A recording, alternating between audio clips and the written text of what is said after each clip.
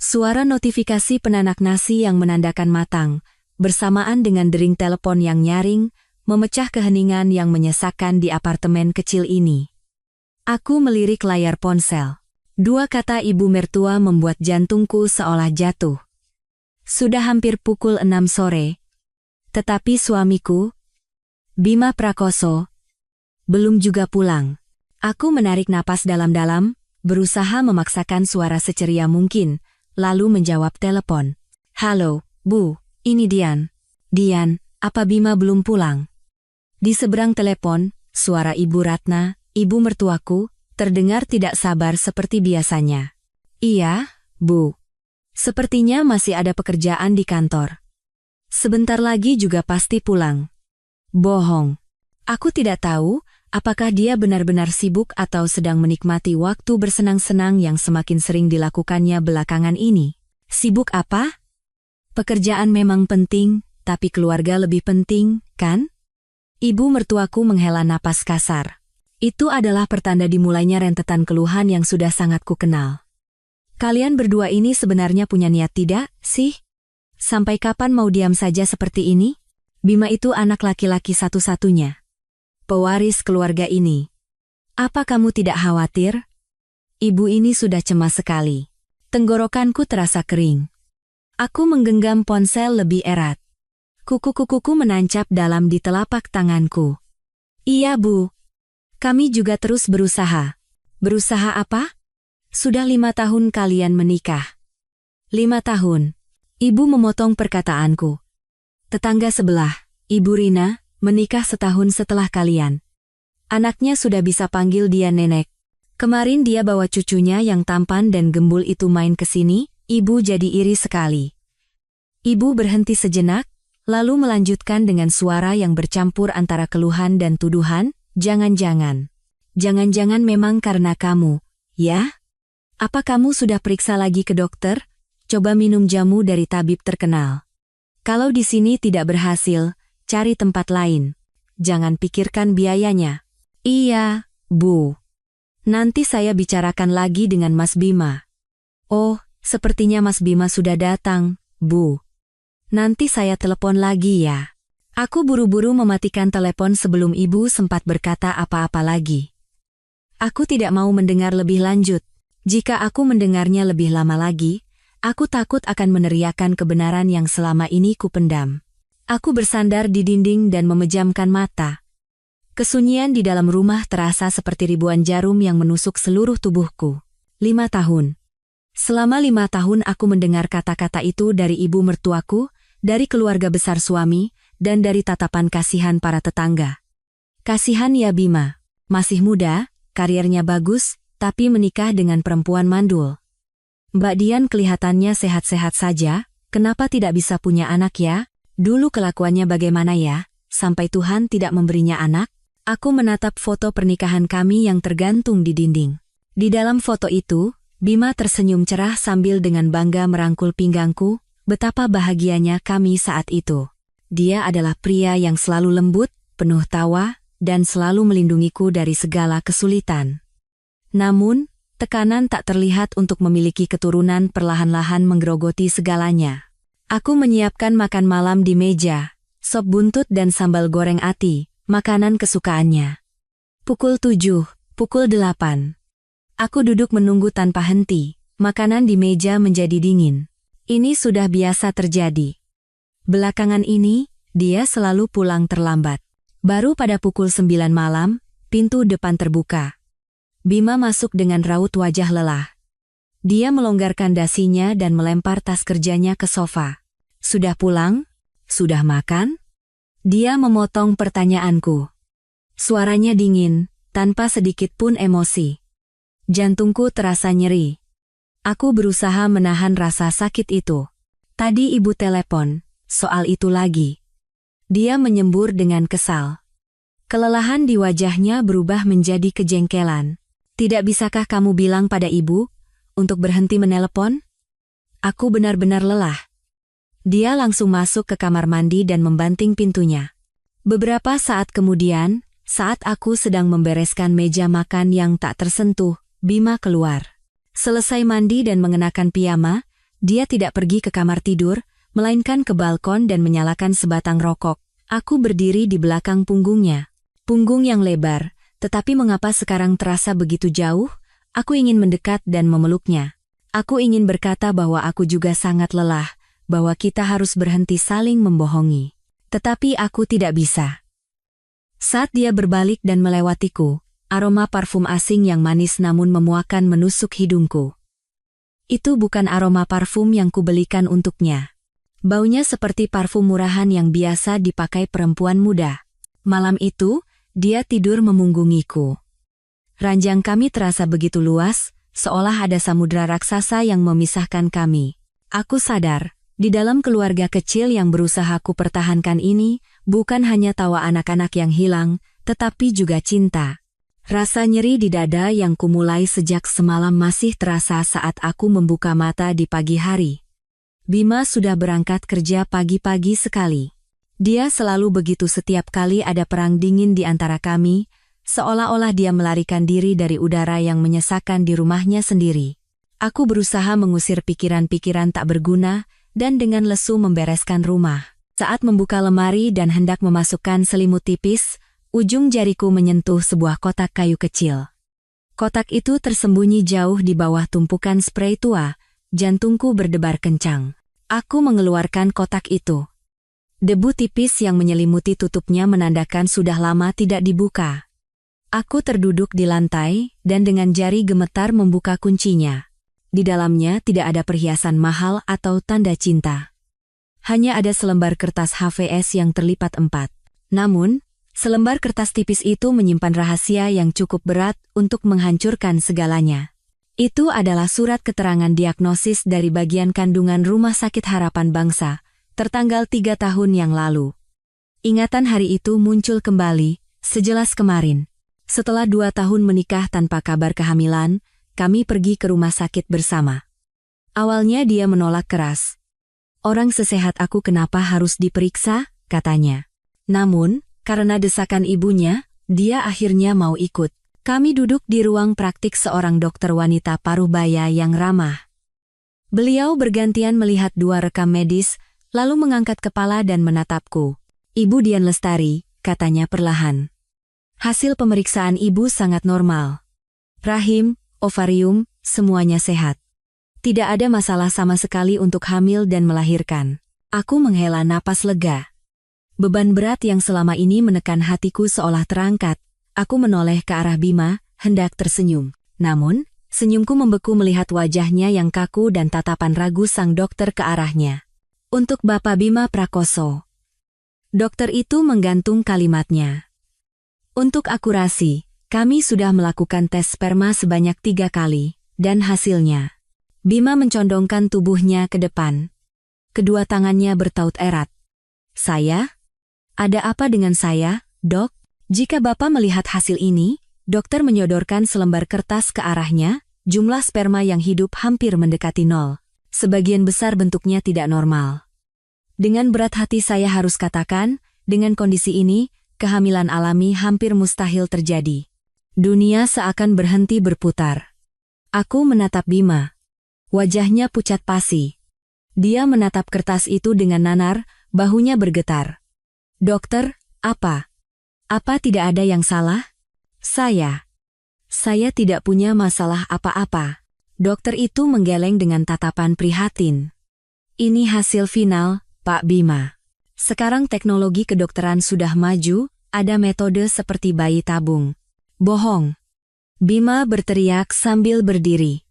Kursi di belakangnya terjatuh. Kalian semua pembohong. Aku tidak mungkin mandul. Tidak mungkin. Dia berlari keluar dari ruangan. Aku, yang masih terpaku bersama dokter, segera mengucapkan terima kasih dan mengejarnya. Aku menemukannya di tangga darurat. Dia terduduk di lantai, menjambak rambutnya dengan kedua tangan. Suara tangis pilu seorang pria yang harga dirinya hancur berkeping-keping menggema di ruangan yang sunyi. Aku belum pernah melihatnya begitu terluka dan putus asa. Hati ini terasa seperti disayat pisau. Aku duduk di sebelahnya dan merangkulnya. Dia menyandarkan kepalanya di bahuku dan menangis seperti anak kecil. Aku tidak berguna, Dian, katanya terisak. Aku pria cacat yang tidak bisa punya anak. Apa yang harus kukatakan pada ibu? Ibu pasti akan membunuhku. Melihatnya hancur seperti itu, rasa cinta dan kasih sayangku meluap lebih kuat dari sebelumnya. Aku memeluknya lebih erat. Tidak apa-apa. Semua akan baik-baik saja, bisikku sambil menepuk punggungnya. Kamu suamiku. Hal seperti ini tidak akan mengubah siapa dirimu. Aku tidak peduli. Tapi ibu, keluarga, mereka semua akan menertawakanku. Tidak akan ada yang tahu, kataku tegas. Ini akan menjadi rahasia kita berdua. Tidak ada yang akan tahu. Kalau ibu atau orang lain bertanya, aku akan bilang kalau masalahnya ada padaku. Aku tidak apa-apa. Aku yang akan melindungimu. Bima mengangkat kepala dan menatapku. Matanya yang merah bengkak dipenuhi rasa terima kasih. Dia menarikku ke dalam pelukannya. Dian, terima kasih. Kamu malaikatku. Aku tidak akan pernah melupakan kebaikanmu ini seumur hidupku. Kembali ke masa kini, aku mengusap lipatan kertas itu dengan jariku. Malaikat. Hutang budi seumur hidup. Mengapa kata-kata manis hari itu terasa begitu pahit sekarang? Janjiku untuk melindunginya telah menjadi belenggu yang mencekik hidupku. Aku menepati janjiku. Aku mengalihkan semua tuduhan, tatapan curiga, dan kata-kata kejam itu kepada diriku sendiri. Dan dia menjadikan pengorbananku sebagai tameng. Selama aku menderita, dia, yang di mata dunia adalah pria sehat, hidup dengan tenang dan mencari kesenangan baru. Aku melipat kembali surat diagnosis itu, memasukkannya ke dalam kotak, dan menyembunyikannya di tempat semula. Aku menyembunyikan rahasianya, tetapi pada saat yang sama, aku juga menyembunyikan penderitaanku sendiri. Aku pikir cintaku cukup besar untuk melindungi kami berdua, tetapi aku salah. Harga diri seorang pria yang terinjak-injak tidak akan hilang. Ia hanya berubah menjadi kepengecutan dan keegoisan. Sejak malam aku mencium aroma parfum aneh dari tubuh Bima. Dinding tak kasat mata di antara kami semakin tinggi dan tebal. Dia tidak lagi marah-marah padaku seperti dulu. Sebagai gantinya, dia memilih diam. Keheningan yang lebih menakutkan dari ribuan makian. Dia pulang seperti bayangan, jika makan malam di rumah, dia akan makan dengan cepat lalu menenggelamkan diri di ponsel atau komputernya. Dia selalu meletakkan ponselnya dengan layar menghadap ke bawah, dan setiap kali ada notifikasi pesan masuk, dia akan melirikku dengan waspada sebelum membawa ponselnya ke balkon. Tiba-tiba dia sering memiliki rapat mendadak di malam hari dan perjalanan dinas di akhir pekan yang tidak pernah ku ketahui sebelumnya. Aku bukan orang bodoh. Aku tahu apa arti semua pertanda ini. Suami yang kulindungi dengan mengorbankan kehormatanku sendiri, sedang mengkhianatiku.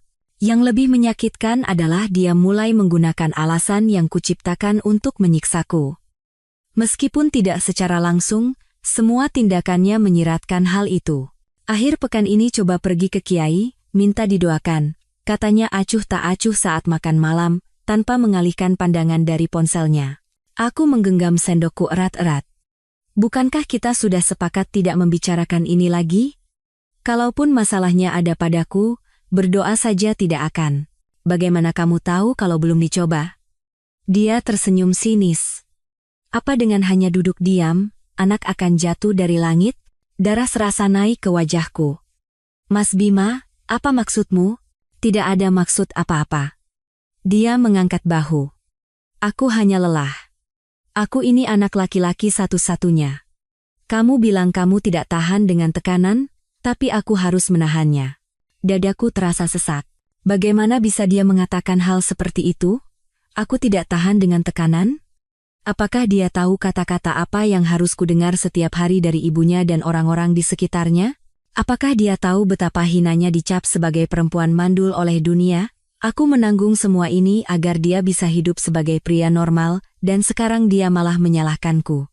Cintaku padanya sudah retak, dan kini mulai membeku. Bukan menjadi kebencian, melainkan kekecewaan yang mendalam, dan rasa kasihan yang tak berujung pada diriku sendiri.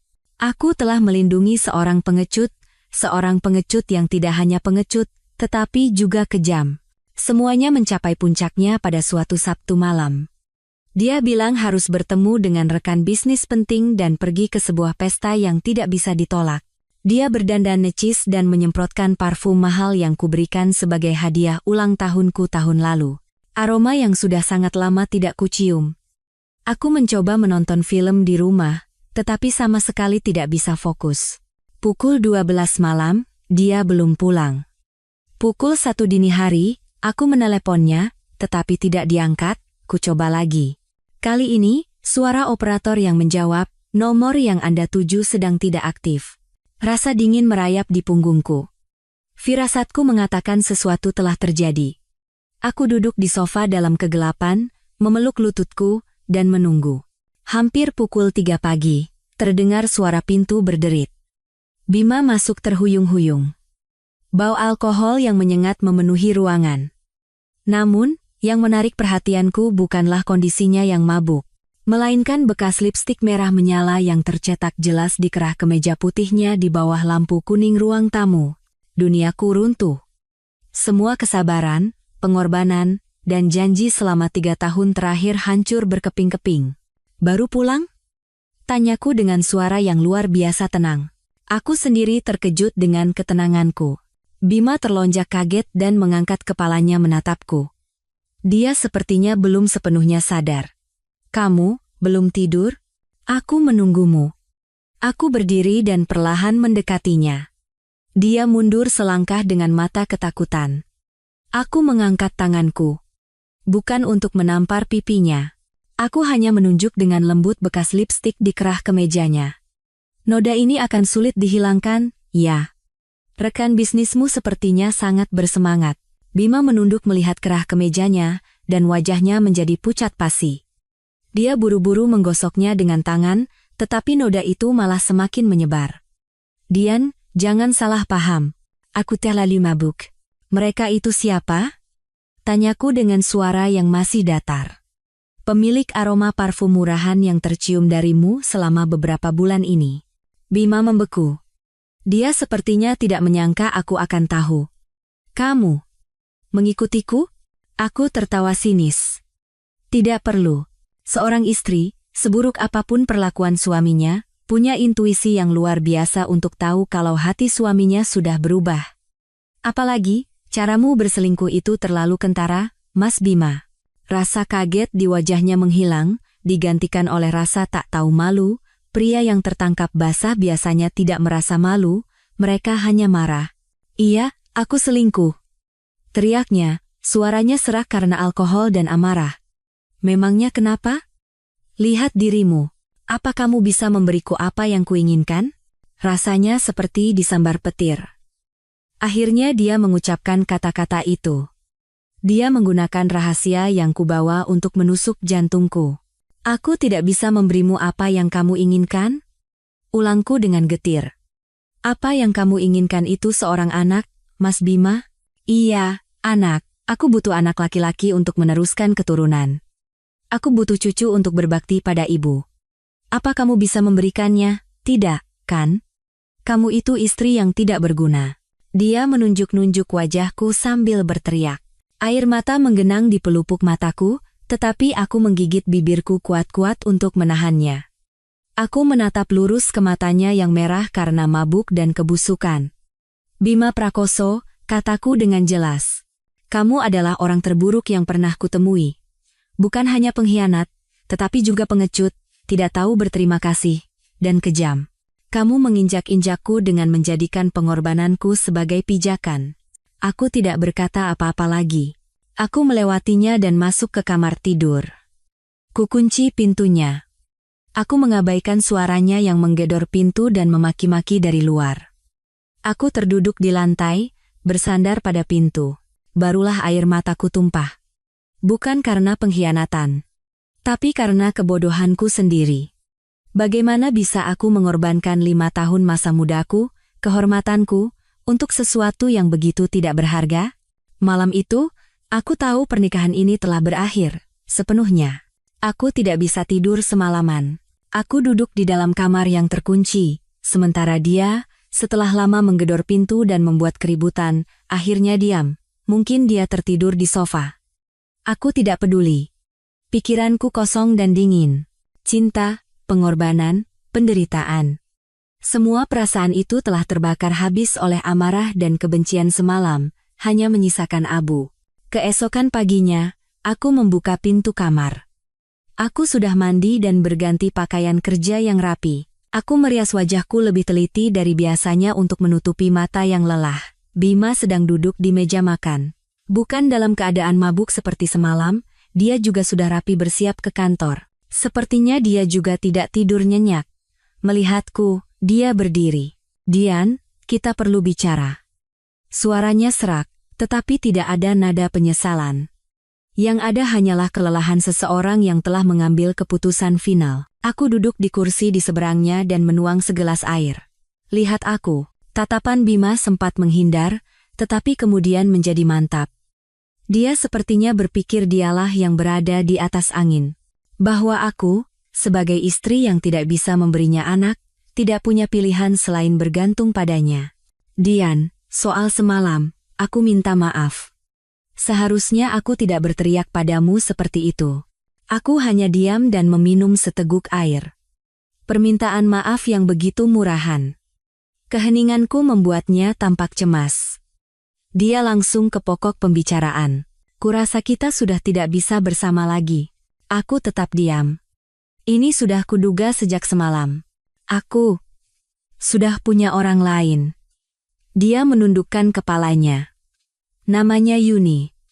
Dia berbeda darimu, muda, penuh semangat, dan..." Dia menarik napas dalam-dalam, seolah mengumpulkan keberanian untuk mengatakan sesuatu yang penting. Dia hamil. Sudah lebih dari 2 bulan, dan katanya anak laki-laki.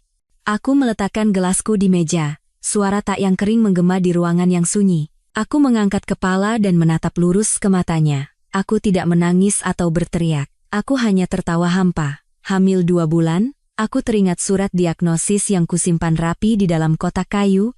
Kemungkinan kehamilan alami hampir tidak ada. Dokter sudah mengatakannya dengan jelas. Entah dia sebodoh itu hingga ditipu oleh wanita muda bernama Yuni, atau dia tahu dirinya ditipu tetapi menggunakan anak itu sebagai alasan untuk mencampakkanku. Aku yakin kemungkinan kedua lebih besar. Dia begitu putus asa mencari jalan keluar dan bukti untuk kejantanannya, sehingga kebohongan sebesar apapun akan siap dia percayai. Melihatku tidak bereaksi keras, dia melanjutkan. "Aku harus bertanggung jawab atas dia dan anak itu. Aku harus memberi anakku sebuah keluarga, sebuah nama. Kita cerai saja." Dia mengucapkan kata cerai dengan begitu enteng. Dia pasti sudah bersiap menghadapi perang. Mungkin dia mengira aku akan menangis, memohon, dan meratap. Mengungkit-ungkit cinta kami dan tahun-tahun pengabdianku pada ibunya. Dia salah. Aku menatap Bima. Pria yang pernah menjadi duniaku. Demi menjaga harga dirinya yang rapuh, aku rela menanggung stigma sebagai wanita mandul selama 5 tahun. Sekarang, dia meminta cerai dengan alasan anak yang tidak jelas asal-usulnya. Katanya demi tanggung jawab. Sifat tak tahu malunya memutus sisa-sisa perasaan yang kumiliki untuknya. "Baik, aku setuju kita cerai," kataku dengan suara yang jelas dan tenang. Ketenanganku sepertinya lebih mengejutkannya daripada tamparan atau amukan. Apa katamu?" Bima menatapku. Membeku. Aku bilang, "Aku setuju kita cerai," ulangku, menekankan setiap kata. "Kalau kamu mau bertanggung jawab atas wanita dan anak itu, silakan, siapkan surat-suratnya. Atau mungkin lebih cepat kalau aku yang urus. Aku akan tanda tangan." Rasa kaget di wajah Bima berubah menjadi seperti penghinaan. Dia tidak menyangka aku akan menyerah begitu saja. Mungkinkah dia ingin melihatku menderita untuk memastikan nilainya sendiri? "Dian, jangan bertindak gegabah. Aku tahu kamu syok. Tapi ini keputusan yang sudah kupikirkan matang-matang." Aku tersenyum dingin. "Aku tidak syok, Mas Bima. Yang perlu berpikir matang-matang itu kamu. Tapi ya sudahlah, itu urusanmu. Aku sudah lelah. Selama 5 tahun ini aku hidup untukmu, untuk keluarga ini, untuk menjaga nama baikmu. Aku sudah muak. Hari ini kamu memberiku jalan keluar, jadi seharusnya aku yang berterima kasih." Aku berdiri. Soal harta gono gini, apartemen ini atas nama kita berdua, kita jual dan bagi dua. Mobil kita pakai masing-masing. Aku tidak butuh uang sepeser pun darimu. Aku akan berkemas dan pergi hari ini juga. Kamu. Bima berdiri tegak. Bicaramu seolah-olah kamu sudah menunggu saat ini. Kamu mau pergi kemana? Itu bukan urusanmu. Aku menatap lurus ke matanya. Satu-satunya yang kupedulikan sekarang adalah kapan kita bisa ke pengadilan. Ketenangan dan ketegasanku menghancurkan skenario yang sudah dia bayangkan. Dia ingin menjadi pihak yang memberi kebebasan, pihak yang unggul, tetapi persetujuanku justru membuatnya seolah-olah menjadi pihak yang ditinggalkan. Oke. Hebat sekali kamu, geramnya, kepengecutan yang terpojok berubah menjadi amarah. Kita lihat saja bagaimana kamu bisa hidup tanpaku. Kamu pikir kamu siapa? Aku tidak mau mendengar lebih lama lagi. Aku melewatinya dan masuk ke kamar tidur. Dari bawah tempat tidur, aku mengeluarkan koper terbesar dan mulai memasukkan pakaian serta barang-barang pribadiku. Barang-barang kenangan kami, foto pernikahan, semuanya kutinggalkan. Aku tidak mau membawa apapun yang bisa mengingatkanku pada neraka 5 tahun terakhir. Saat aku menyeret koper keluar ke ruang tamu, Bima masih berdiri terpaku di tempatnya. Dia menatapku dengan mata yang campur aduk antara amarah, kebingungan, dan mungkin sedikit ketakutan. Hubungi aku kalau surat-suratnya sudah siap. Aku meninggalkan kata-kata terakhirku dan, tanpa menoleh sedikit pun, membuka pintu dan menyeret koperku keluar, lalu aku membanting pintu di belakangku. Suara berak. Itu bukan hanya akhir dari kehidupan pernikahan. Itu adalah akhir dari kebodohanku.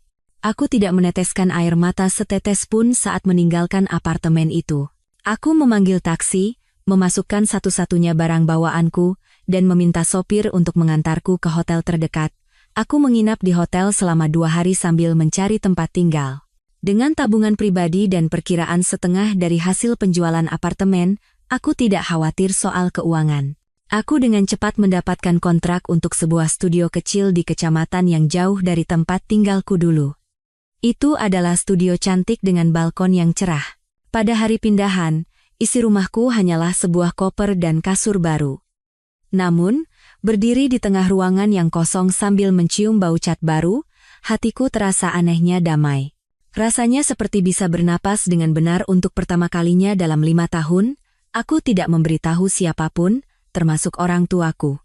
Aku hanya beralasan ada sedikit masalah dengan suami dan butuh waktu sendiri. Aku tidak ingin membuat mereka khawatir. Proses perceraian berjalan sangat cepat.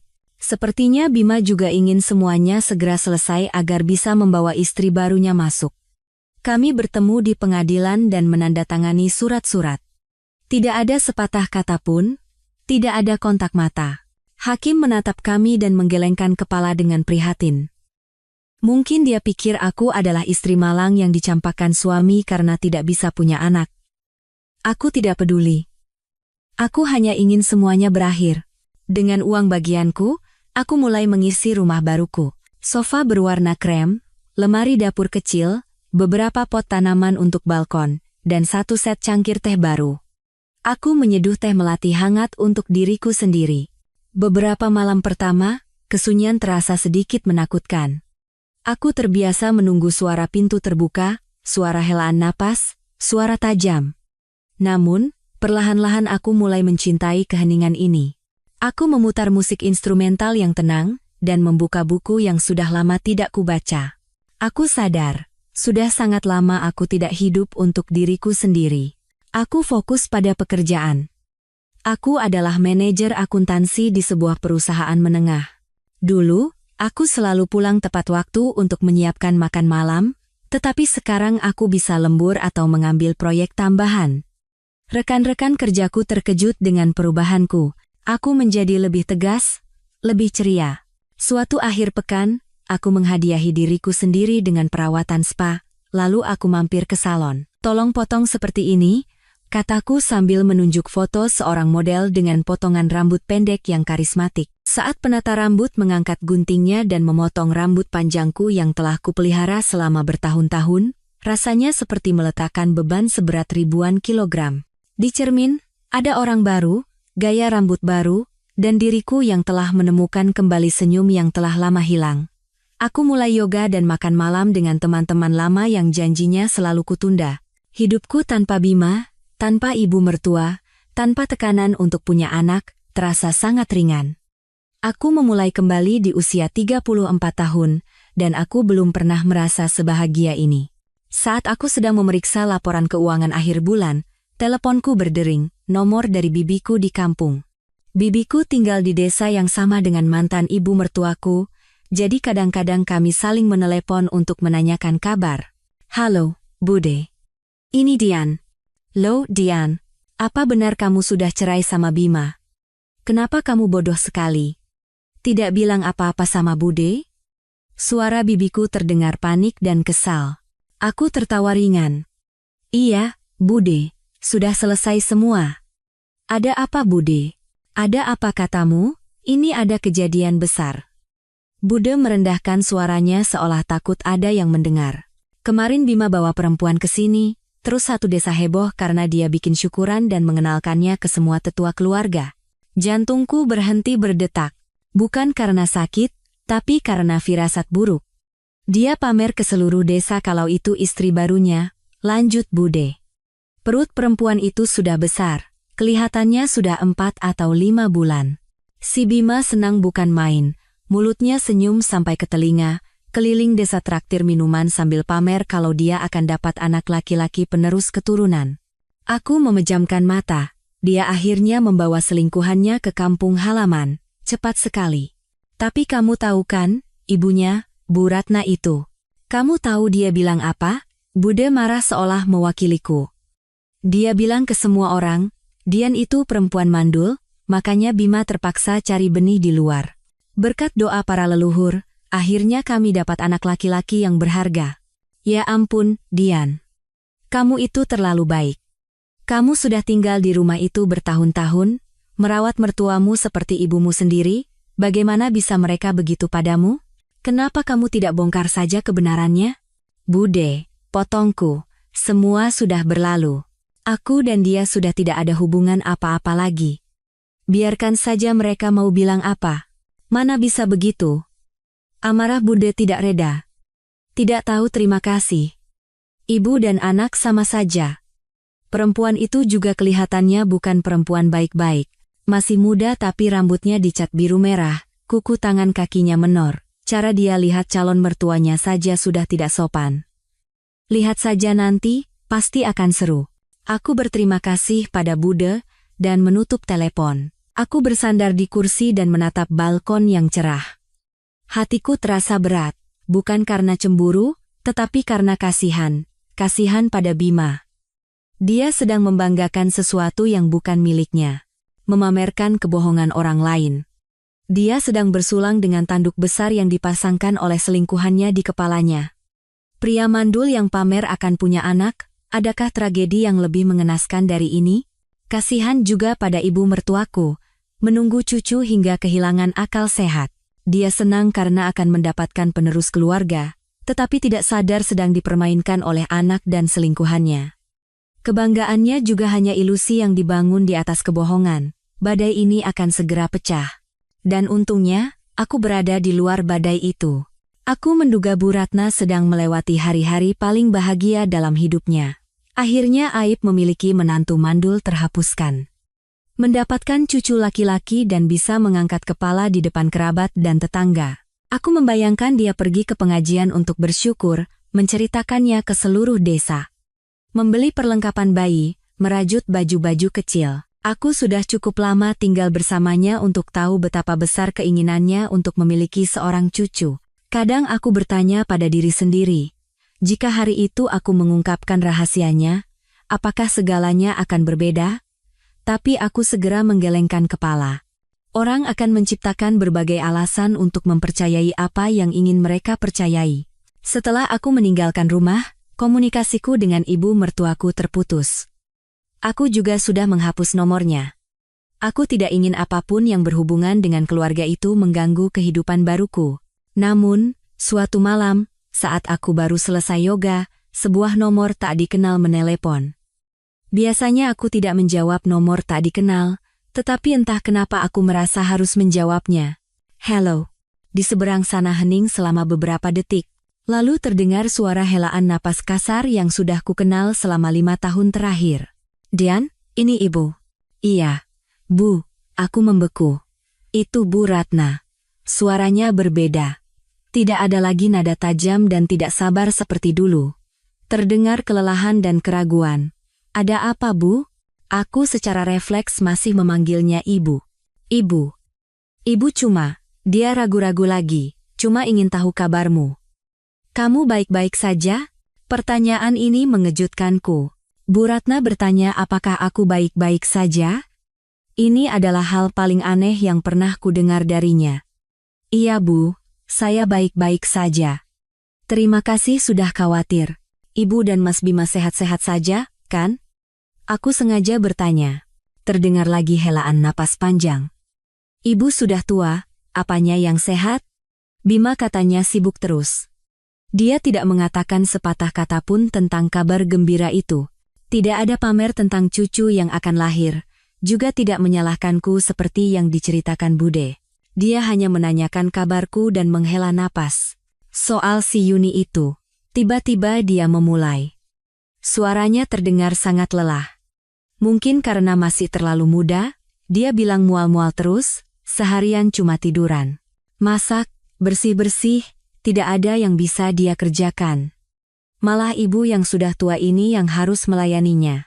Belum lagi, minta dibelikan ini itu sama Bima, barang-barang mahal dari Jakarta. Kalau ibu nasihati sedikit, dia langsung menjawab.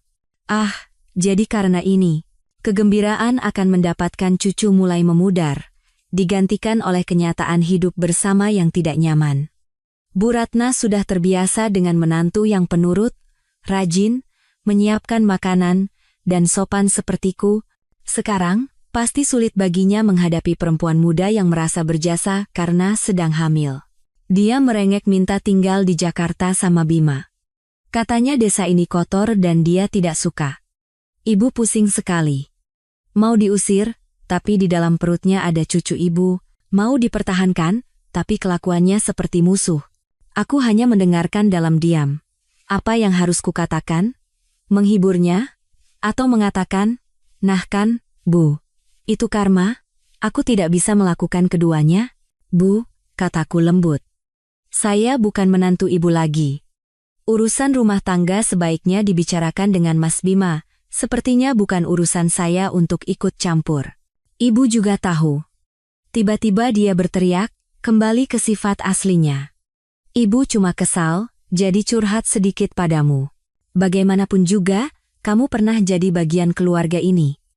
Sudah ya, ibu tutup. Dia mematikan telepon secara sepihak. Aku meletakkan ponselku. Hatiku campur aduk. Kenapa dia meneleponku? Untuk curhat? Atau ingin mendapatkan simpati dari orang yang begitu dia hina? Aku sadar kebahagiaannya tidak utuh. Dia gelisah. Mungkin di lubuk hatinya, dia juga merasakan ada sesuatu yang salah. Kegembiraan mendapatkan cucu memang besar, tetapi sikap menantu barunya, dan mungkin juga perhitungan waktu. Seorang wanita berpengalaman sepertinya tidak mungkin tidak memiliki sedikit pun kecurigaan. Mungkin dia meneleponku karena ingin mendapatkan kembali sedikit keakraban dan ketenangan yang telah hilang. Hidupku perlahan kembali ke jalurnya. Pekerjaan, kesehatan, dan mentalku semuanya baik. Setiap pagi aku menyeduh teh sendirian, memasak makan malam sederhana, dan menikmati film bagus tanpa harus berbagi dengan siapapun. Kebebasan yang datang setelah sekian lama memikul beban berat ini terasa sangat berharga. Aku hampir melupakan mereka. Jika saja telepon mendadak itu tidak datang. Setelah percakapan terakhir itu, kupikir Bu Ratna tidak akan menelepon lagi. Aku sudah menegaskan tidak mau ikut campur dalam urusan keluarganya. Tapi aku salah. Sebulan kemudian, pada suatu minggu malam saat aku pulang dari kelas yoga, nomor tak dikenal itu muncul lagi di layar. Kali ini aku sedikit ragu, tetapi akhirnya menjawabnya. Hello? Dian? Masih suara yang syarat kelelahan. Namun kali ini, suaranya bergetar tipis, seperti orang yang kehabisan tenaga. Ibu, apa ibu sakit? bagaimanapun juga dia pernah menjadi ibu mertuaku.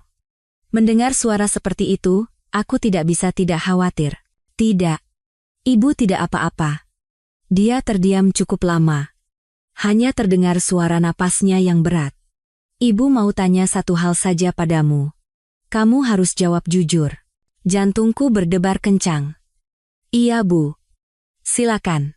Waktu itu, waktu kalian berdua pergi ke dokter kandungan, jantungku serasa jatuh ke dasar. Dokter. Dokter bilang apa? Apa benar? Benar karena kamu? Aku tertegun. Kenapa baru sekarang bertanya? Bukankah dia sudah menyimpulkan bahwa itu salahku dan menyebarkan berita ke seluruh desa bahwa aku mandul? Bu, itu kan sudah lama sekali. Aku berusaha mengalihkan pembicaraan. Aku tidak ingin mengungkit masa lalu yang sudah susah payah kukubur. Aku tidak punya niat balas dendam.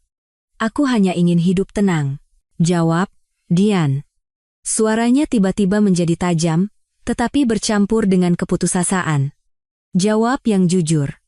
Apa dokter bilang kamu tidak bisa punya anak, atau? Dia tidak bisa menyelesaikan kalimatnya. Terdengar isak tangis dari seberang telepon. Dia menangis. Bu Ratna yang selama ini begitu angkuh mendesakku, meneleponku sambil menangis. Ada apa, Bu? Kenapa tiba-tiba begini? Si Yuni itu. Isaknya. Kemarin dia periksa USG, dokter bilang usia kandungannya sudah mau masuk 6 bulan. Aku menghitung tanggal dalam hati. Saat Bima meminta cerai, dia bilang perempuan itu hamil lebih dari 2 bulan. Itu terjadi hampir 3 bulan yang lalu. Ibu ini belum pikun, Dian. Dia meraung. Anak itu baru masuk ke rumah ini 3 bulan. Waktu Bima bawa dia ke sini, katanya hamil 4 bulan. Ibu ini sudah tua, mungkin sudah mulai linglung, tapi ibu masih bisa berhitung. Bagaimana bisa begini? Ibu tanya Bima. Dia cuma marah-marah bilang dokternya salah hitung. Tapi ibu lihat perut anak itu, ibu tahu. Aku terdiam. Apa yang harus terjadi? Akhirnya terjadi. Orang tua berpengalaman seperti Bu Ratna hanya dibutakan oleh keinginan memiliki cucu. Dia bukan orang bodoh, dia mulai menyadari kejanggalan ini. Jawab yang jujur, Dian, pintanya. Apa hari itu? Ada masalah dengan Bima? Aku menghela napas panjang. Haruskah aku memberitahunya? Apakah aku akan merasa lega setelah itu? Tapi setelah itu, aku akan terseret kembali ke dalam lumpur itu. Bu, kataku dengan suara tegas namun tetap sopan. Maaf, saya tidak bisa mengatakannya.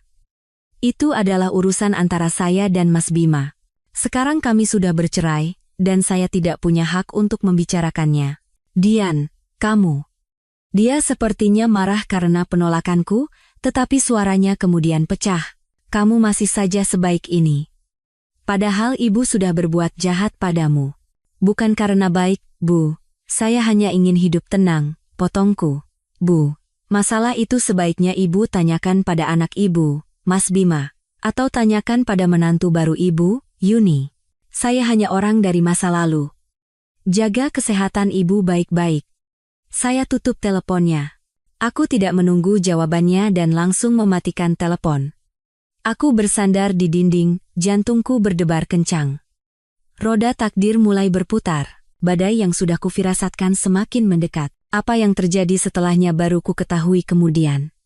Semua sudah berakhir ketika suatu sore, Bu Ratna, dengan wajah penuh penyesalan, memegang tanganku dan menceritakan tentang hari yang menentukan itu. Katanya, setelah telepon denganku hari itu, Bu Ratna menjadi seperti orang linglung. Kecurigaan di hatinya semakin membesar tak terkendali. Dia tidak bisa percaya bahwa anak yang selalu dibanggakannya telah membohonginya. Tetapi perhitungan tanggalnya terlalu jelas. Bima dan Yuni, sesuai permintaannya, pindah ke Jakarta. Bima menyewakan apartemen mahal dan menanggung semua biaya hidup mereka. Bu Ratna tinggal sendirian di rumah kosong di desa, tersiksa oleh amarah, kekhawatiran, dan kesedihan. Lalu suatu hari, dia memutuskan untuk membereskan kamar tua yang pernah kami tempati. Sejak aku pergi, kamar itu terkunci rapat. Bima tidak mengizinkan siapapun masuk, dan dia sendiri juga tidak ingin masuk, Kamar itu hanya mengingatkannya pada kenangan tidak menyenangkan tentang menantu yang tidak sempurna. Tapi hari itu, kecurigaan membawanya ke kamar itu. Dia membuka pintu dengan kunci cadangan. Semuanya masih sama seperti saat aku pergi, hanya ada lapisan debu tipis di atas perabotan. Samar-samar, aroma parfumku sepertinya masih tertinggal. Dia melihat sekeliling kamar, menatap meja rias yang pernah kupakai, ranjang pengantin yang dia pilihkan sendiri. Anehnya, hatinya terasa perih. Dia mulai bersih-bersih. Saat merapikan pakaian-pakaian lama Bima, dia membuka laci paling atas tempatku biasa menyimpan barang-barang penting. Di sana ada beberapa helai pakaian yang tidak sempat kubawa. Dia menghela napas, dan saat hendak melipat pakaian itu, ujung jarinya menyentuh sesuatu yang keras. Itu adalah kotak kayu kecil milikku. Saat itu, katanya, jantungnya berdebar kencang. Didorong oleh firasat yang tidak bisa dijelaskan, dia membuka kotak itu. Di dalamnya tidak ada barang mahal, hanya beberapa foto masa gadisku, souvenir kecil, dan selembar kertas yang sudah menguning. Dia mengambil kertas itu, tulisan Rumah Sakit Harapan Bangsa, bagian kandungan menarik perhatiannya. Dia memakai kacamata bacanya dan dengan tangan gemetar membuka lipatan kertas itu, surat keterangan diagnosis. Dia membacanya kata demi kata dengan terbata-bata. Hasil pemeriksaanku. Dian Lestari, 34 tahun. Hasil pemeriksaan rahim dan ovarium, sangat normal. Kemampuan hamil. Baik, tangannya mulai bergetar. Kemudian, dia membaca hasil suamiku di bagian bawah, Bima Prakoso, 35 tahun. Hasil tes sperma. Bu Ratna berkata dia membaca baris terakhir itu 3 kali. Mengucek matanya dan melihat lagi. Tingkat kelangsungan hidup sperma. Mendekati 0%. Kesimpulan. Infertilitas. Kehamilan alami tidak memungkinkan. Saat membaca huruf terakhir, kertas di tangannya jatuh ke lantai, telinganya berdenging, dan dunia terasa berputar. Dia terhuyung-huyung dan berpegangan pada ujung ranjang. Tidak mungkin, gumamnya. Pasti ada yang salah. Dia membungkuk untuk mengambil kertas itu lagi. Kali ini, setiap huruf terasa seperti pisau yang menusuk jantungnya. Nama anaknya, tanda tangan dokter, stempel merah rumah sakit. Kebenaran itu menyiram wajahnya seperti air es. Anak yang selalu dibanggakannya, Bima Prakoso. Anak yang begitu dilindunginya, anak itulah yang tidak bisa memiliki keturunan. Tapi, apa yang telah dilakukannya selama 5 tahun terakhir? Dia mendesakku, menudingku, menyebutku perempuan mandul, dan menyebarkan berita ke seluruh desa bahwa aku tidak bisa punya anak. Dia mendorong anaknya untuk mencampakkanku dan mencari benih di luar. Dan menantunya yang begitu dia hina, aku, mengetahui semua ini. Selama 3 tahun aku mengetahui kebenaran ini, tetapi tidak pernah mengucapkan sepatah kata pun. Aku diam. Aku menanggung semua hinaan dan kata-kata kejam. Demi suamiku, demi anaknya yang pengecut. Bu Ratna terduduk di lantai. Dia memegangi dadanya. Napasnya sesak. Dia menangis. Katanya, itu adalah pertama kalinya dalam puluhan tahun dia menangis seperti anak kecil, bukan karena anaknya mandul. Dia menangis karena kasihan padaku, menantu lamanya yang harus menanggung penderitaan yang begitu besar. Rasa sakit dan pengorbananku melampaui apa yang bisa dia bayangkan, dan dia menangis karena malu. Malu pada kebodohan dan kesombongannya, dan malu pada anak yang telah dia besarkan. Dia bukan hanya pria mandul, dia adalah manusia hina. Mengetahui kebenaran, mengetahui istrinya berkorban untuknya, dia membiarkan istrinya menderita dan menggunakan pengorbanan itu sebagai alasan untuk berselingkuh. Ya Tuhan, dosa apa yang telah kulakukan, ratapnya di dalam kamar yang kosong. Kebenaran telah terungkap, tetapi bukannya membawa kelegaan, malah membawa penderitaan yang berkali-kali lipat. Lalu, sebuah pikiran lain melintas di benaknya. Jika Bima mandul, lalu anak di dalam perut Yuni, penerus keluarga yang begitu dinantikannya. Anak siapa itu? Bu Ratna berdiri terhuyung-huyung. Surat diagnosis itu digenggamnya erat. Darahnya mendidih. Dia telah ditipu. Seluruh keluarga telah ditipu. Anaknya yang bodoh tidak hanya diselingkuhi, tetapi juga membawa penipu masuk ke dalam rumah dan membuat ibunya yang sudah tua melayaninya. Dia harus meluruskan semuanya. Dia harus membongkar semuanya. Dia melihat kalender.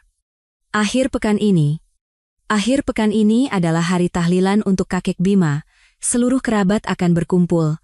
Bima dan perempuan itu pasti akan datang. Bagus. Dia memutuskan untuk memberi mereka hadiah yang sangat istimewa. Aku sama sekali tidak tahu tentang badai yang sedang terbentuk di rumah di desa itu. Hidupku berjalan dengan tenang. Pekerjaan lancar, dan atasanku memberi isyarat akan mempromosikanku menjadi wakil manajer keuangan. Kebakaran apa? Ada yang terluka. Aku kaget dan langsung berdiri. Bukan kebakaran sungguhan. Keluarga Bima geger. Seharusnya kamu ada di sini. Seumur hidup Bude baru lihat tontonan seperti ini. Aku menahan napas. Ada apa Bude? Coba ceritakan pelan-pelan. Hari ini kan tahlilan kakeknya Bima, Bude melanjutkan, suaranya masih bergetar karena kegirangan. Semua kerabat kumpul.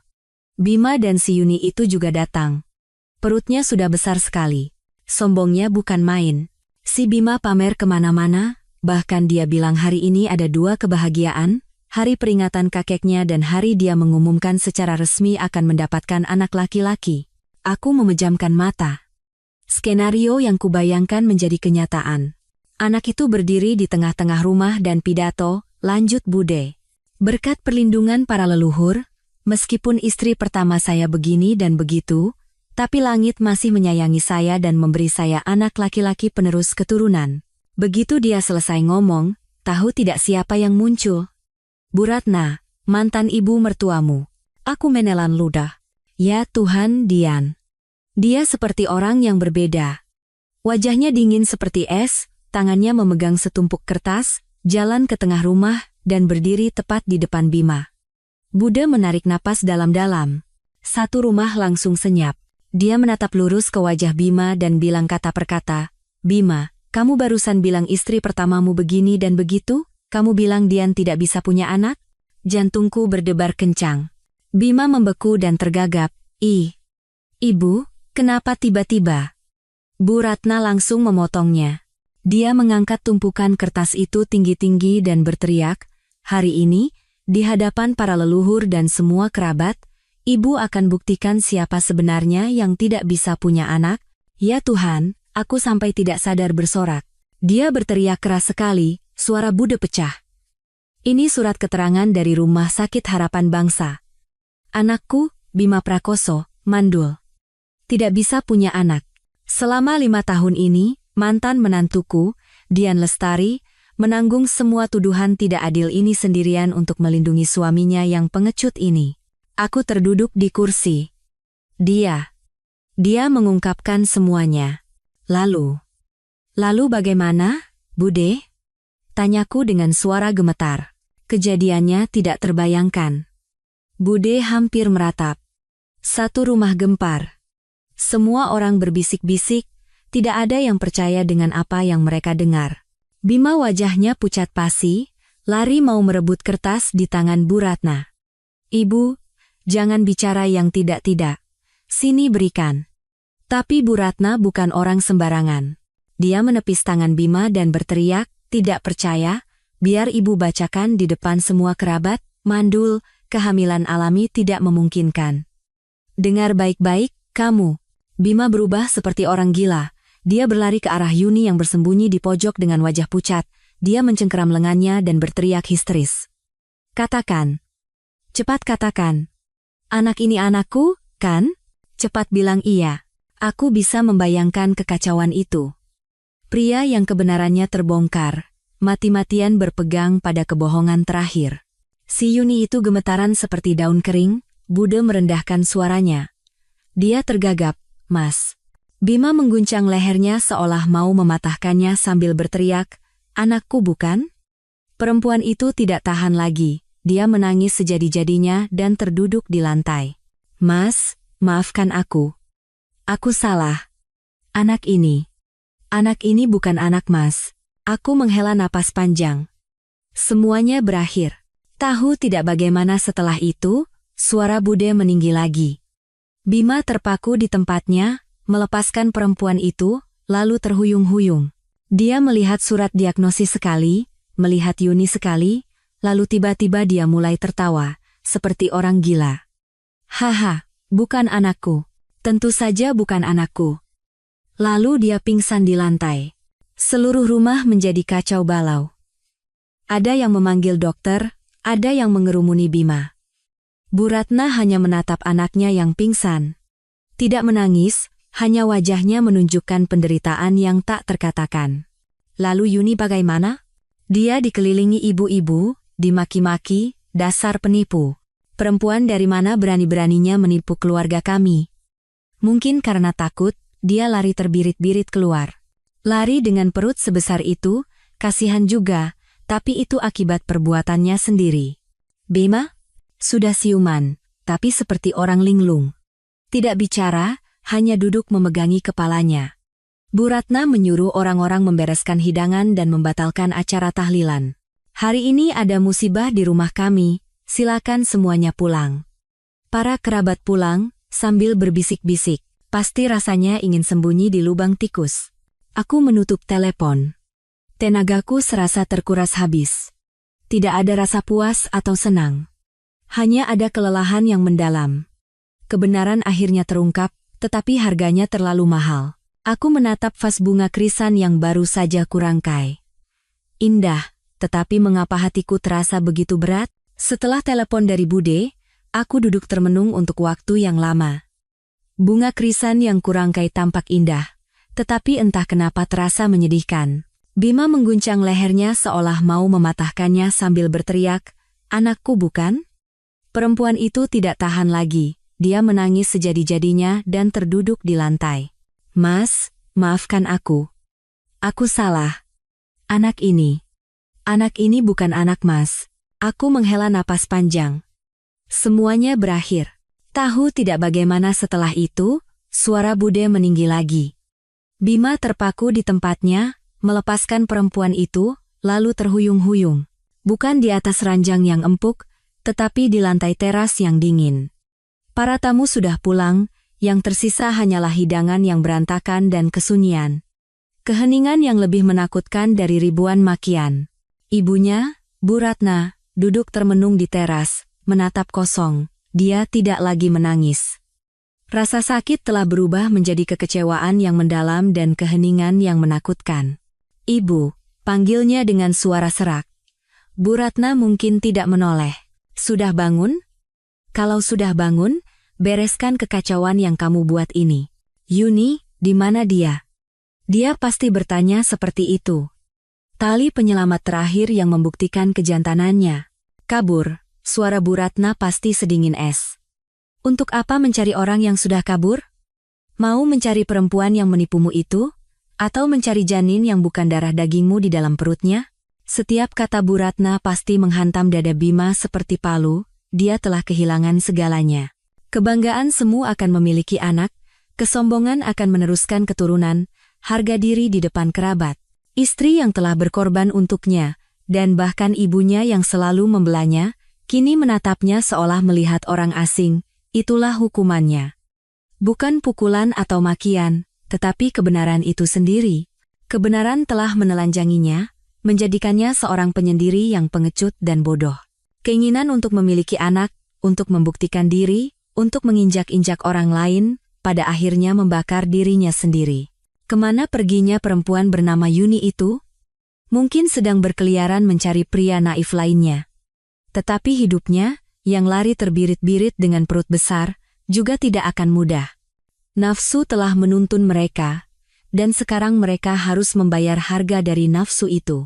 Aku menghela napas dan berdiri untuk memasukkan sisa bunga krisan ke dalam vas. Hidupku juga harus ditata kembali seperti vas bunga ini, masa lalu biarlah berlalu. Ketenanganku tidak berlangsung lama. 2 hari setelah hari tahlilan yang mengerikan itu, teleponku mulai berdering. Nomor tak dikenal. Aku sedang bekerja, jadi tidak kuangkat. Nomor itu terus menelepon dengan gigih. 2 kali, 3 kali. Aku mengubahnya ke mode senyap. Setelah pulang kerja, aku memeriksa ponsel, Ada 17 panggilan tak terjawab. Semua dari nomor yang sama. Firasat buruk merayap di punggungku. Begitu sampai di rumah, nomor itu menelepon lagi. Aku mengatur napas, menyadari bahwa aku tidak bisa menghindar lagi. Ini harus diakhiri. Hello, Dian. Dian. Ini aku. Bima. Suara di seberang sana hancur karena putus asa dan permohonan. Suara yang belum pernah ku dengar darinya. Tanpa kesombongan, tanpa kejengkelan, hanya suara orang yang panik. Aku menggenggam ponselku erat-erat. Ada apa? Dian, tolong maafkan aku. Aku salah. Aku memang bajingan. Aku pantas mati. Tolong maafkan aku, Dian. Dia menangis. Terdengar isak tangisnya dari seberang telepon. Pria yang pernah berteriak di wajahku bahwa aku adalah istri yang tidak berguna, kini menangis memohon ampun. Aku terdiam. Aku tidak tahu harus berkata apa. Marah? Tidak. Puas? Juga tidak. Aku hanya lelah. Dian, tolong katakan sesuatu, teriaknya karena aku tidak menjawab. Maki aku, pukul aku, tolong jangan diam saja seperti ini, aku tahu kamu marah. Aku tidak marah, potongku. Suaraku tenang. Antara kamu dan aku, sudah tidak ada lagi perasaan untuk marah atau tidak. Kita sudah bercerai. Tidak, aku tidak terima. Aku bodoh, aku ditipu perempuan gila itu. Dian, aku benar-benar salah.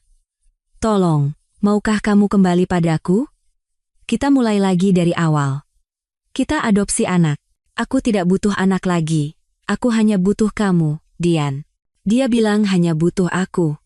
3 tahun lalu, mungkin aku akan gila karena bahagia. Tapi sekarang, aku hanya bisa tertawa hampa.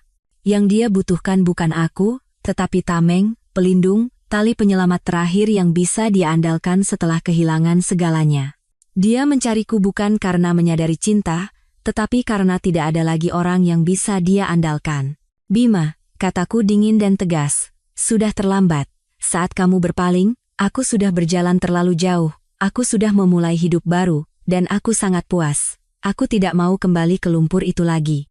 Dian, tolong jangan sekejam ini. Beri aku satu kesempatan lagi. Kesempatan? Aku sudah memberimu 5 tahun. 5 tahun aku menanggung tuduhan tidak adil dan memikul semuanya untukmu. Apa yang kamu lakukan? Kamu menginjak-injak pengorbananku dan mengkhianatiku. Kamu menggunakan penderitaanku sebagai senjata untuk membunuhku. Ingat apa yang kamu katakan padaku? Istri yang tidak berguna. Aku adalah istri yang tidak berguna itu. Kenapa kamu mencariku? Tidak. Tidak. Waktu itu aku gila. Aku tidak mau dengar lagi. Jangan telepon aku lagi. Masalahmu dan ibumu, selesaikan sendiri. Jangan libatkan aku. Kututup. Aku mematikan telepon dan langsung memblokir nomor itu. Tak lama, pesan masuk dari nomor lain. Dian, tolong jangan diblokir. Aku mohon, boleh aku ke rumahmu?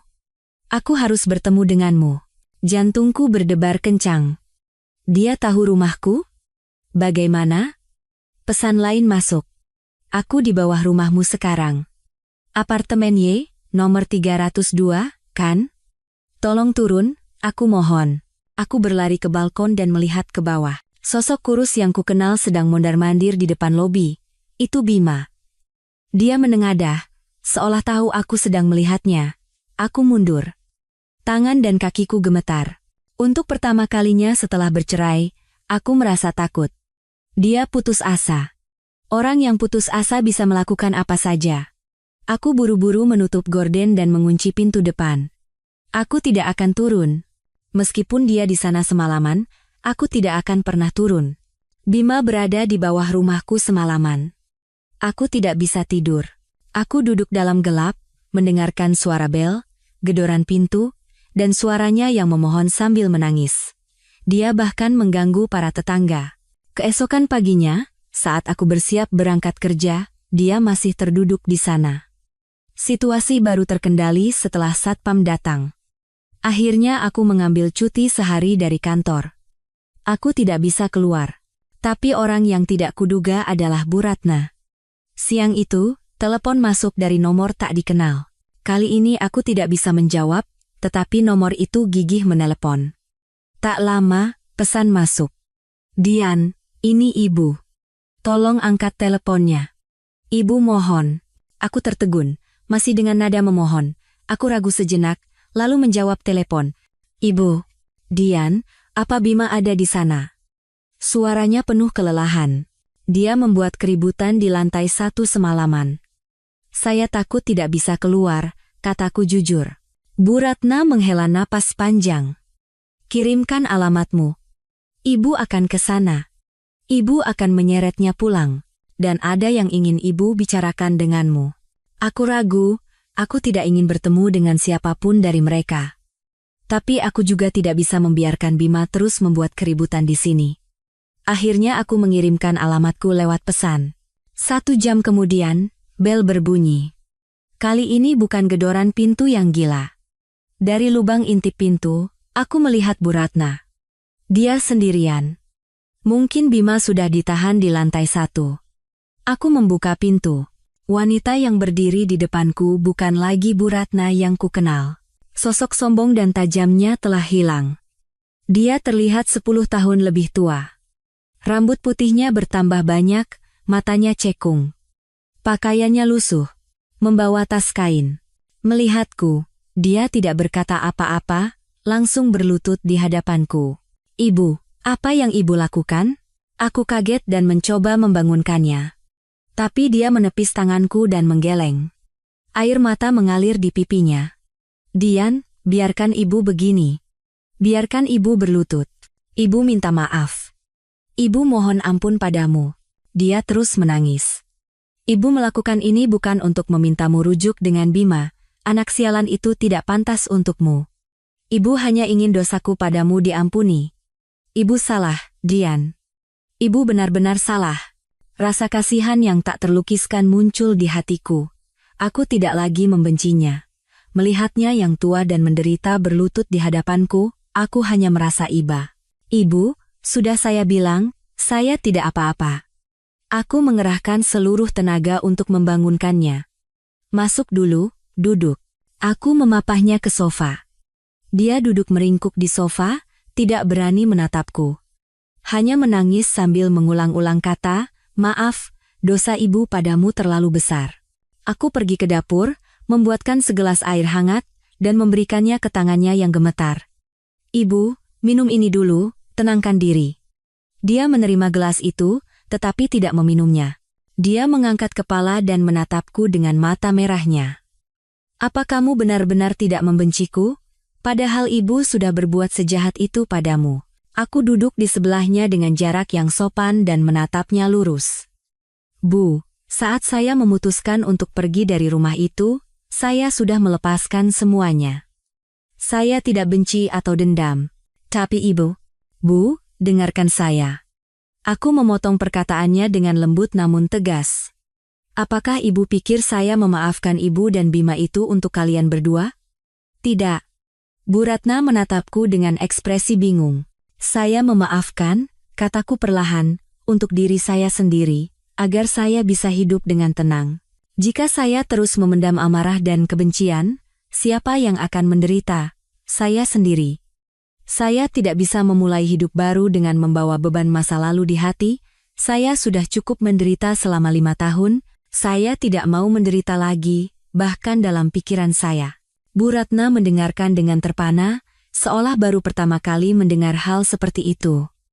Aku tersenyum tipis. Lihat, Bu. Saya sekarang hidup dengan baik. Saya punya pekerjaan bagus, rumah sendiri, dan waktu untuk diri saya sendiri. Saya telah menemukan kembali diri saya. Itu karena saya memilih untuk memaafkan. Memaafkan bukan berarti melupakan. Saya tidak akan pernah bisa melupakan apa yang telah terjadi. Tapi saya memilih agar masa lalu itu tidak lagi menyakiti saya. Aku mengambil gelas air dari tangannya. Bu, semuanya sudah berlalu. Penderitaan saya, biarlah Tuhan yang tahu. Kebenaran sudah terungkap. Saya sudah bebas. Saya harap ibu juga tidak lagi menyalahkan diri sendiri. Usia ibu juga sudah tidak muda lagi. Bu Ratna menatapku. Tatapannya tidak lagi menunjukkan rasa malu, melainkan kekaguman dan pengertian. Dia memegang tanganku. Tangannya yang kurus terasa dingin. "Dian, kamu sungguh berhati mulia." "Ibu. Ibu benar-benar tidak pantas." "Tidak ada orang yang tidak pantas, Bu," kataku. "Bima juga begitu. Tapi memaafkan bukan berarti kembali. Dia harus menghadapi kesalahannya sendiri dan belajar bagaimana menjalani hidup ke depan. Itu bagiannya. Dan bagianku adalah belajar mencintai diriku sendiri, dan aku sudah mempelajarinya." Bu Ratna mengangguk. Dia tidak lagi menangis. Dia meminum seteguk air. Ketenangan di hatiku sepertinya menular padanya. "Baiklah," katanya. "Ibu akan membawa anak itu pulang. Ibu pastikan dia tidak akan mengganggumu lagi. Jaga dirimu baik-baik." Dia berdiri, dan aku mengantarnya sampai ke depan pintu. Sebelum pergi, dia berbalik dan menatapku lama. "Dian, nanti, boleh ibu kadang-kadang telepon? Sekadar menanyakan kabar. Seperti teman lama." Aku tersenyum. "Tentu, Bu. Kapanpun ibu ingat, telepon saja." Bu Ratna menepati janjinya. Bima menghilang dari hidupku. Tidak ada lagi telepon atau kedatangan. Mungkin Bu Ratna punya caranya sendiri, atau mungkin di ujung keputusasaannya, dia juga menyadari bahwa semuanya benar-benar telah berakhir. Aku tidak peduli, yang penting hanyalah ketenangan ini. Aku dipromosikan menjadi wakil manajer keuangan. Pekerjaan semakin sibuk, tetapi menyenangkan. Aku juga mulai bertemu dengan orang baru. Dia adalah rekan dari perusahaan mitra, seorang pria dewasa dan lembut. Dia pernah bercerai dan memiliki seorang putri kecil. Dia tahu masa laluku, tetapi tidak menghakimi. Dia hanya berkata, "Kamu pasti sudah sangat menderita, sisa hidupmu, biar aku yang menjagamu." Kami tidak terburu-buru. Kami hanya makan malam bersama, menonton film di akhir pekan, dan perlahan-lahan saling mengenal. Beberapa minggu setelah kedatangan Bu Ratna, dia benar-benar menelpon. "Dian, sibuk?" Suaranya sedikit canggung. "Tidak, Bu." "Ada apa?" "Tidak apa-apa, hanya tanya kabar." "Cuaca mulai dingin, pakai baju hangat ya." "Iya, Bu." "Ibu juga jaga kesehatan di desa." "Sudah makan?" "Sudah. Ini baru pulang dari pengajian." "Makan sayur-sayuran membuat hati lebih ringan." "Iya, Bu. Sayuran kan juga bagus untuk kesehatan." Percakapan kami ringan seperti itu. Tidak ada cerita tentang Bima, tidak ada cerita masa lalu, hanya sapaan biasa antara dua wanita. Sebulan kemudian, aku ada perjalanan dinas ke dekat desanya. Setelah ragu sejenak, aku meneleponnya. "Bu, akhir pekan ini saya ada urusan di dekat rumah ibu, boleh saya mampir sebentar?" Di seberang sana hening sejenak, lalu terdengar suara bergetar.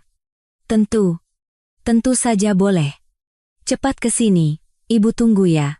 Saat aku mampir, rumahnya masih sama, tetapi tidak lagi terasa sesunyi dulu. Bu Ratna menyambutku di depan pintu. Badannya lebih kurus, tetapi terlihat lebih bersemangat. Dia tersenyum tulus. "Ayo masuk. Ibu sudah siapkan teh melati. Minum dulu." Dia tidak bertanya tentang kehidupan asmaraku, dan aku juga tidak bertanya tentang Bima. Aku hanya mendengar cerita bahwa dia sekarang aktif di kegiatan pengajian dan bakti sosial. Katanya, dia berusaha melakukan banyak kebaikan untuk mendapatkan ketenangan hati. "Bima," tiba-tiba dia memulai. "Sekarang kerja di pabrik di kecamatan sebelah, tinggal di mes. Pulang paling seminggu sekali. Bicaranya jadi sedikit, tapi kerjanya rajin, gajinya juga selalu dikasih ke ibu. Sepertinya dia berusaha berubah." Aku mengangguk. "Iya Bu, setiap orang butuh waktu." Aku menghabiskan setengah hari di sana. Kami makan malam bersama dengan menu sayuran. Dia mengambilkan lauk untukku, aku mengambilkan lauk untuknya. Bukan lagi seperti ibu mertua dan menantu, tetapi seperti katanya, teman tua dan teman muda. Kami telah melewati badai bersama, dan kini, dengan ikatan baru yang tenang namun kokoh, kami menemukan kedamaian di sisi satu sama lain. Hubunganku dengan Bu Ratna menjadi istimewa. Bukan ibu mertua dan menantu, bukan juga teman, melainkan semacam ikatan yang dibangun di atas pengertian dan pengampunan setelah badai berlalu. Kadang dia menelepon bukan untuk mengeluh, tetapi benar-benar untuk menanyakan kabar. Sudah makan? Meskipun sibuk, jaga kesehatan ya. Sekitar setengah tahun setelah semua kejadian itu, aku kembali mampir saat ada perjalanan dinas di dekat desanya. Kali ini, dia sedang duduk di teras, bukan merajut untuk cucu laki-laki, melainkan merajut sial. Rumahnya masih sama, tetapi udara berat telah hilang. Ibu. Oh, Dian, ayo masuk. Senyum lembut tersungging di wajahnya. Aku membawakannya teh dan kue kesukaannya. Kami duduk di teras dan minum teh. Aku bercerita tentang pekerjaanku, tentang pot bunga mawar yang baru mulai kurawat. Dia mengangguk dan mendengarkan dengan saksama. Seolah membaca rasa penasaran di mataku, sebelum aku bertanya, dia sudah lebih dulu memulai cerita tentang Bima. Bima itu, dia menghela napas, tetapi itu adalah helaan napas pasrah. Dao sudah beberapa bulan kerja di pabrik. Diam-diam kerja saja, dia sudah banyak berubah. Bulan lalu waktu tahlilan ayahnya, dia pulang. Tidak lagi mengeluh, tidak minum-minum lagi. Selesai acara, dia diam-diam bantu cuci piring. Malam itu, waktu duduk berdua di teras ini, dia berhenti sejenak, menatap halaman yang kosong. Dia bilang, "Bu, saya benar-benar salah. Bukan hanya pada Dian, tapi juga pada ibu. Saya suami yang buruk dan anak yang buruk. Saya mempermalukan ibu dan menginjak-injak satu-satunya wanita yang tulus mencintai saya." Lalu dia menangis. Katanya, itu pertama kalinya dia melihat Bima menangis sejak hari di rumah sakit itu. Bukan tangisan karena kehilangan muka atau harga diri, tetapi tangisan penyesalan yang tulus. Dia memberikan buku tabungan ini. Lanjutnya, katanya ini uang yang dia kumpulkan susah payah dari gaji pabrik. Dia bilang, "Ini untuk ibu. Saya tidak berpikir akan dimaafkan oleh Dian, dan tidak pantas dimaafkan oleh ibu. Saya hanya akan menjalani sisa hidup saya menebus dosa, tanpa menyusahkan ibu lagi." Dia menatapku dengan pandangan yang rumit. Ibu tidak tahu apa dia benar-benar bisa menebus dosanya. Terlalu banyak yang hilang. Istri, kehormatan, kepercayaan. Tapi sepertinya dia sedang belajar lagi cara hidup sebagai manusia. Belajar apa itu tanggung jawab, apa itu penyesalan. Ini pelajaran yang sangat mahal yang harus dia bayar. Mendengar cerita itu, hatiku terasa ringan. Bukan karena Bima menjadi lebih baik, tetapi karena aku tahu lingkaran setan kebencian, menyalahkan diri sendiri, dan penderitaan akhirnya berakhir. Dia sekarang menempuh jalannya sendiri, tanpa hubungan denganku. Aku meletakkan tanganku di atas punggung tangannya yang keriput. Iya, Bu. Setiap orang harus membayar harga atas kesalahannya. Syukurlah dia sudah belajar dari situ, baik untuk dirinya sendiri maupun untuk ibu. Bu Ratna mengangguk dengan mata berkaca-kaca. Dia tidak berkata apa-apa lagi, tapi aku tahu beban besar di hatinya juga telah terangkat. Dia telah memaafkan anaknya, bukan sebagai ibu yang buta, tetapi sebagai manusia yang telah menghadapi kebenaran. Cerita itu menjauh seperti mimpi buruk yang untungnya telah kusadari. Sekarang, hidupku memainkan melodi yang sama sekali berbeda, lembut dan tenang. Aku masih tinggal di studio kecil dengan balkon yang cerah, tetapi sekarang balkon itu telah menjadi taman mawar yang indah. Mawar merah, merah muda, dan kuning yang kurawat sendiri berlomba-lomba mekar. Suatu minggu pagi, saat aku sedang menyiram mawar sambil tersenyum sendiri, sepasang lengan hangat memelukku dengan lembut dari belakang. Pagi sekali bangunnya. Kukira masih tidur. Aku menyandarkan kepalaku di dadanya yang bidang. Kuncup mawarnya sepertinya akan mekar hari ini. Pria baruku, Hendra Wijaya, memelukku dengan lembut.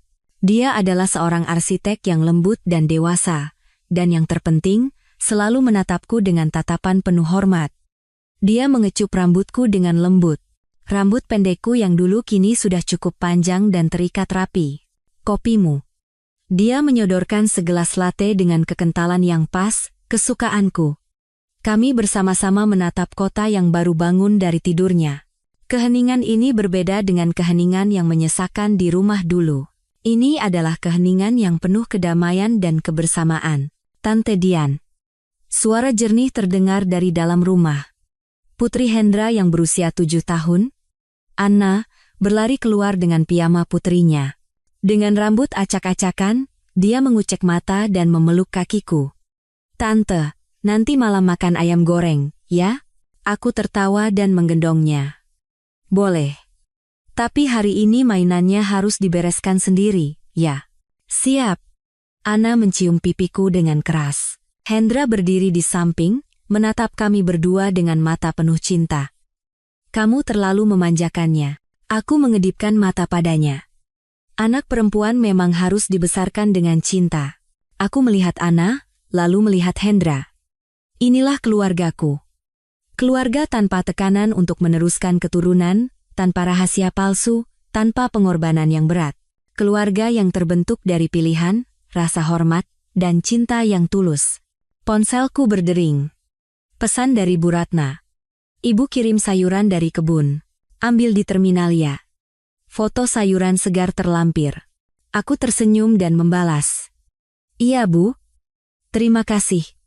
Akhir pekan nanti aku ajak Anna main ke sana." Aku meletakkan ponsel dan menyesap kopiku. Rasa pahit kopi dan lembutnya susu berpadu dengan aroma mawar pagi. Aku menarik napas dalam-dalam. Dulu, aku pikir kebahagiaan adalah memiliki segalanya, suami dan anak. Tapi sekarang aku sadar. Kebahagiaan sejati adalah kedamaian hati. Hidup bebas dan dihormati sebagai diriku sendiri. Aku menatap kuncup-kuncup mawar yang hendak mekar di bawah sinar matahari. Masa lalu telah sembuh, penderitaan telah sirna. Hidupku, seperti mawar itu, akhirnya mekar dengan sempurna.